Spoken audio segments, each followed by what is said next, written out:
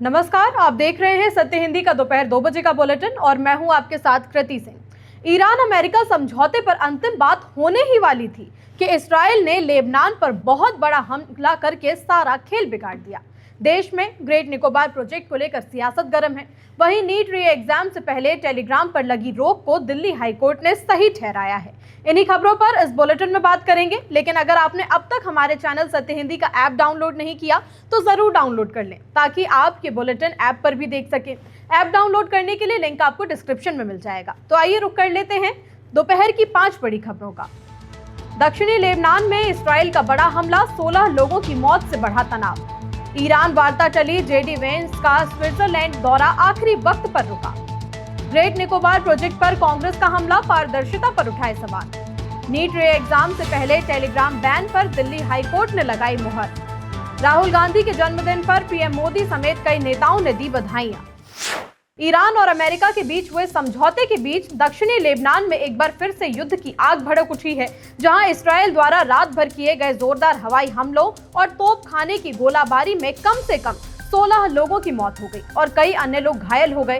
इस भीषण सैन्य कार्रवाई से सबसे ज्यादा नबातिये जिला प्रभावित हुआ, जिसे स्थानीय अधिकारियों ने हाल के समय का सबसे विनाशकारी हमला बताया है। आधी रात के बाद हुए इन हमलों में कफर जौज, कफर रेमान, जेबदीन, कफर तिबनित और रेहान पहाड़ी जैसे रिहायशी इलाकों को निशाना बनाया गया, जिससे भारी तबाही मची और लोगों में दहशत फैल गई।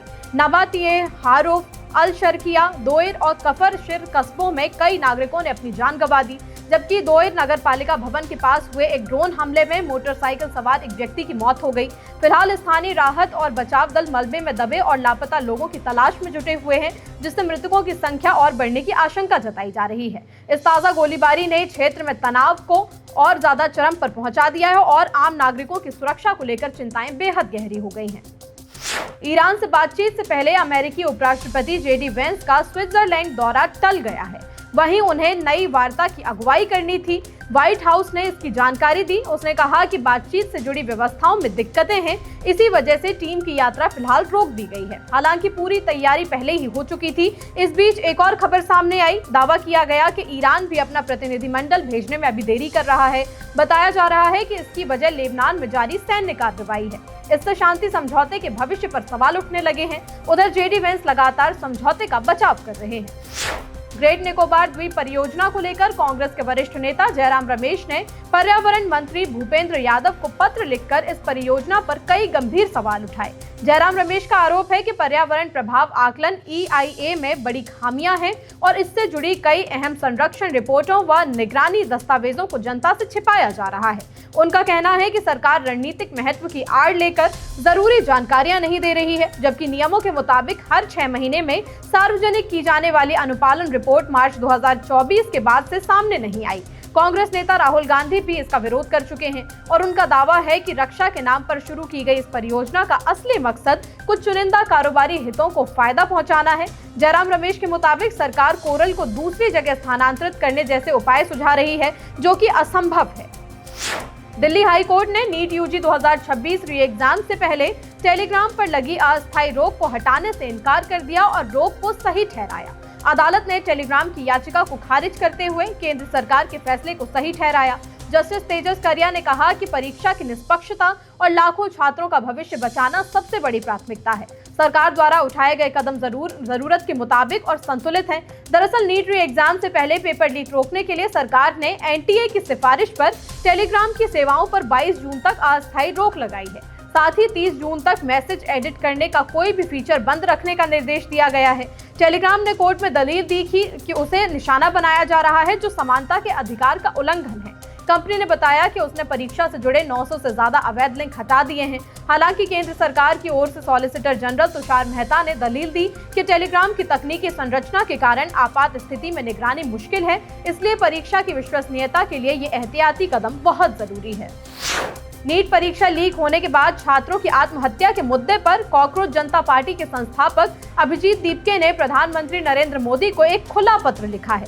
दीपके ने इन छात्रों के परिवारों के लिए 1-1 करोड़ रुपए के मुआवजे की मांग की है। अभिजीत दीपके ने सोशल मीडिया प्लेटफॉर्म एक्स पर साझा किए गए अपने पत्र में कहा कि पिछले कुछ हफ्तों के दौरान कई छात्रों की मौत की खबरें सामने आई हैं। इसी आधार पर उन्होंने केंद्र सरकार से प्रभावित परिवारों को आर्थिक सहायता देने की मांग की। अपने पत्र में दीपके ने लिखा कि उनकी पार्टी पिछले 1 महीने से शिक्षा मंत्री के इस्तीफे की मांग कर रही है और इस मुद्दे को लेकर देश भर में प्रदर्शन भी कर रही है।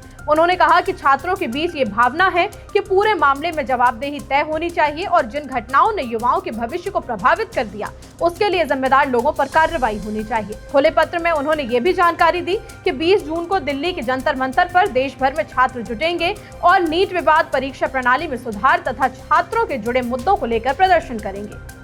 बुलेटिन में आगे अभी और भी खबरें हैं। राहुल गांधी के जन्मदिन पर पीएम मोदी ने दी बधाई। शिंदे सेना का दावा, सांसदों के बाद अब 25 पार्षद संपर्क में। अमेरिका में $20 अरब लगाएंगी भारतीय कंपनियां। नई दिल्ली में हुई एआई समिट की अव्यवस्था का उड़ा मजाक।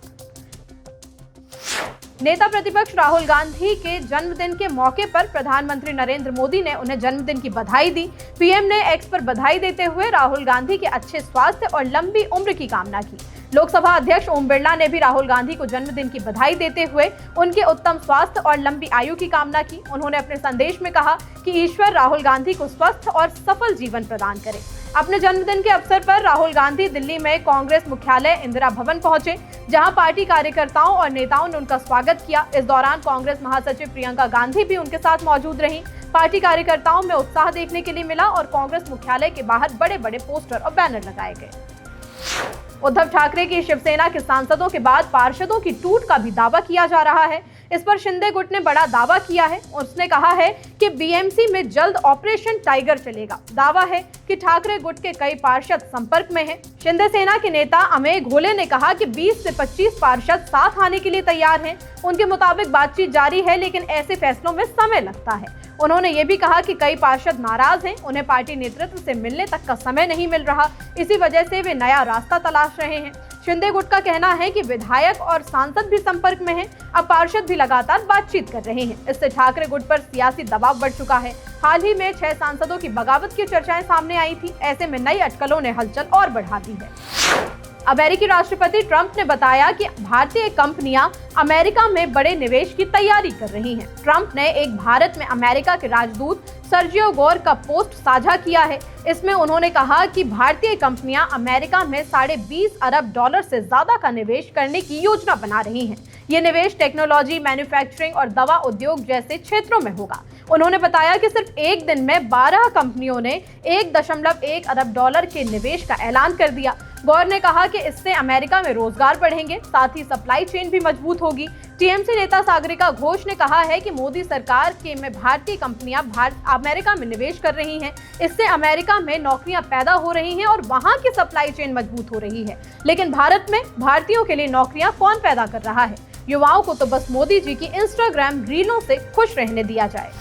नई दिल्ली में हुई एआई समिट की अव्यवस्था का मजाक उड़ रहा है। एंथ्रोपिक के सीईओ अमोदेई ने कहा कि भारत एआई समिट बेहद अव्यवस्थित थी। दरअसल उनसे सवाल पूछा गया कि आपने इंडिया एआई समिट में ओपन एआई के सीईओ सैम ऑल्टमैन का हाथ पकड़ने से मना कर दिया, क्या हुआ? इस पर उन्होंने कहा कि मंच पर काफी अफरा तफरी थी, सब कुछ आखिरी समय में बदला जा रहा था, लोगों को खड़े होने की जगह भी नहीं मिली।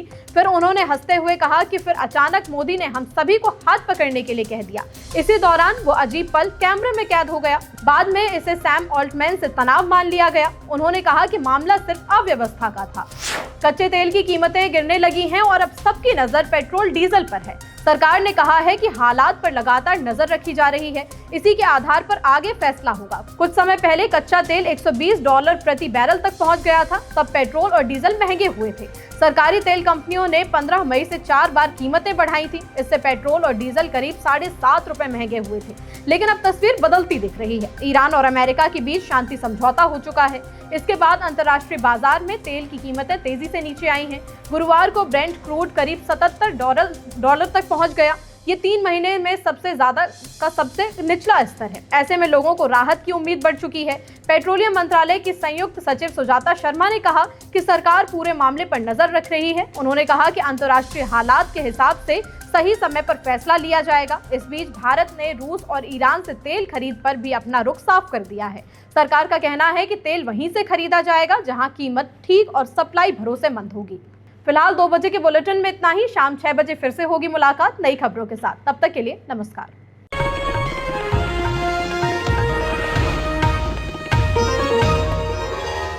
Copyright disclaimer under Section 107 of the Copyright Act 1976. Allowance is made for fair use for purposes such as criticism, comment, news reporting, scholarship, and research. Fair use is a use permitted by copyright statute that might otherwise be infringing.